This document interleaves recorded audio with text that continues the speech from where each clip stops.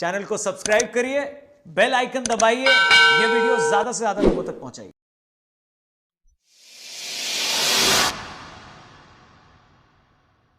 વધારેમાં વધારે ફાળે જાય છે તમારા બાળકોને સંસ્કાર પોતાના મા બાપ થકી મળે છે, એ મોટામાં મોટો ફાળો છે।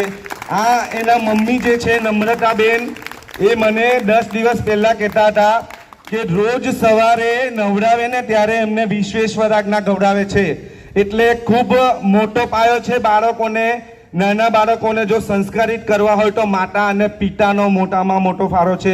જ્યારે નમ્રતા એને નવડાવે છે ને ત્યારે એમને વિશ્વેશ્વરાજ્ઞા બોલાવે છે। એ કહે છે કે મેં વિશ્વેશ્વરાજ્ઞા બોલાવી, હવે પછીની એક બીજી સ્તુતિ લઈશ। ખૂબ ખૂબ ધન્યવાદ છે કિયાન, અને આવા બાળકો આ ઉમરાની ધરતી ઉપર પાકતા રહે એવી ભગવાન કરુણાસાગર અને મહાન તપસ્વી રઘુરામ મહારાજને અમારી અરજ છે અંતરથી। સત્યવલ સાહેબ, સત્યવલ સાહેબ। ખૂબ જ સરસ। દિનેશભાઈએ શરૂઆતમાં કીધું કે નાના બાળકોને જેવી રીતે વાળીએ એવી રીતે વળે, તો એનું આ ઉત્તમ ઉદાહરણ કિયાને પૂરું પાડ્યું છે, અને એના માટે પણ નાગજીભાઈએ 500 રૂપિયા લખાવ્યા છે। હવે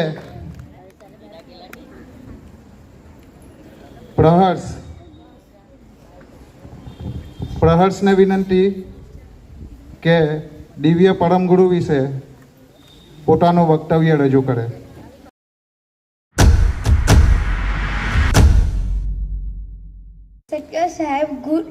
Satya Sahib, myself, Prof. Ravi Kumar Umrigar. Today I will give a short brief to our beloved Param Guru, the Kaival Karta.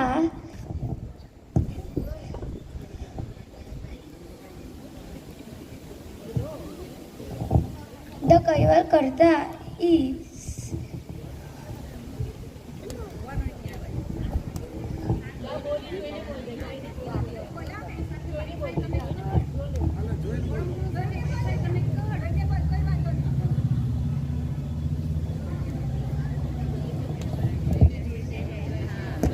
જોઈને બોલ કઈ નહીં થાય।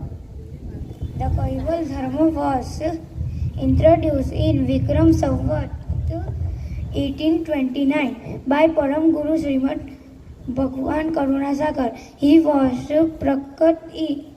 prakat in Mahasudi beach in a lake of forest in Kasur Gam, Gujarat. Param Guru preached about Kaival Sampradaya, Kaival Karta, the universe God, and taught the devotees how to live righteous life and pray to Karta. The basic principle of Kaival Dharma is that there are only one God, that is Kaival Karta. Karta does not have a form, gender, body, race or figure. बोलो श्री भगवान करुणा सागर की।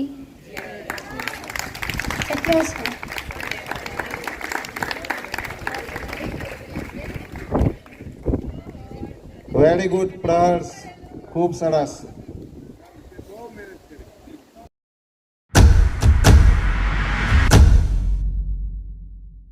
બે શબ્દો બોલશે, અથવા વધારે બોલવા હોય તો વધારે પણ બોલી શકે છે, બે શબ્દ નહીં બોલતો પાછો। મારું નામ અયાન ભવેશભાઈ ઉમરીગઢ છે। હું આજે તમને ઉમરા ગામના મંદિર વિશે થોડીક વાત જણાવવા માંગુ છું।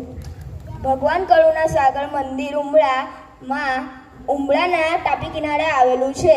ભગવાન કરુણાસાગર મંદિરમાં રઘુરામ મહારાજે સ્થાપના કરેલી હતી, અને જગ્યા પસંદ પરમ ગુરુએ કરેલી હતી, અને આ મુખ્ય 3 તહેવારો ઉજવવામાં આવે છે। એક તો આપણી પાલખી, રઘુરામ જયંતિ અને મહાસુદ બીજ। મારું મંદિર મને સૌથી પ્રિય છે। થેન્ક યુ સત્યવલ સાહેબ। સત્યવલ સાહેબ, કોઈએ જવાબ નહીં આપ્યો?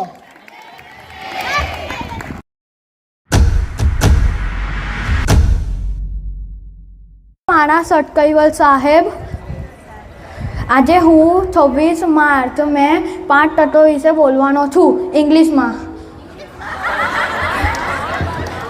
Welcome to my dear friends, parents and teachers. I am today to speak about 5 elements. The universe and human life are made up of five foundational elements: earth, water, fire, air and space. Our body is made up of five elements. Fifth element is earth, Prithvi, the surface, the foundation of a solid surface that provides physical structure, stability and nourishment to all life. Fourth element is water, Jal, the flowing element, the fluid flowing element that sustains and hydration, stability and the life cycle. The third element, Agni, fire, the heat element that transformation, illumination and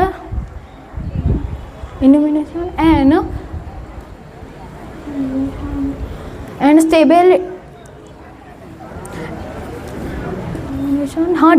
That helps digestion in food. For the fourth element, the second element of air, Vayu Tattva, the invisible force representing breath, movement and intellect. The first element is Akash Tattva. It is spread away from the universe and it gives rooms to the other element to exist in the universe.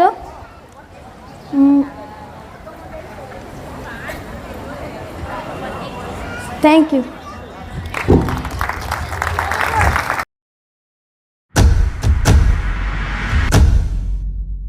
મારું નામ દિવ્યા અજયભાઈ ઉમરીગર છે.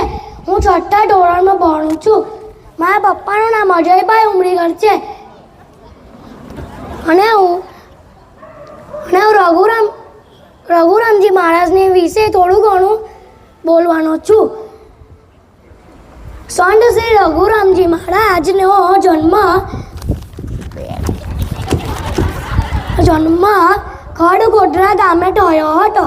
રઘુરામજી મહારાજ બાળપણથી જ ધાર્મિક વૃત્તિવાળા અને સંસ્કારી હતા.